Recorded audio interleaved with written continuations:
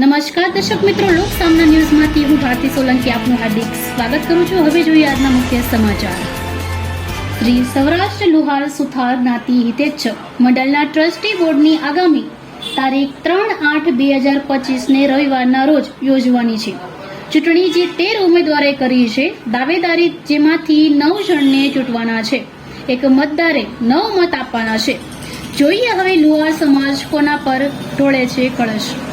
Form ચકાસણી પછી આ 13 ઉમેદવારો થયા ફાઇનલ, જેમના નામ છે રમેશભાઈ જયંતિભાઈ પરમાર, બળવંતભાઈ વાલજીભાઈ પરમાર, મનીષ કુમાર રમણીકભાઈ પરમાર, પ્રવીણકુમાર પરસોત્તમદાસ પિત્રોડા, કલ્પેશભાઈ મધુભાઈ પીઠવા, પંકજભાઈ જસવંતલાલ મિસ્ત્રી, બિપિનભાઈ વજ્રલાલ સોલંકી, ઉમેશભાઈ બાબુભાઈ મિસ્ત્રી, હસમુખભાઈ અમૃતભાઈ સોલંકી, કાંતિભાઈ પ્રાગજીભાઈ પીઠવા, મનસુખભાઈ લાલજીભાઈ મકવાણા, જયંતિભાઈ રમણીકભાઈ કારેલિયા, દિલીપભાઈ વાસુદેવભાઈ મકવાણા ઉપરના 13 ઉમેદવારોમાંથી કોઈ પણ 9ની ચૂંટવાના છે।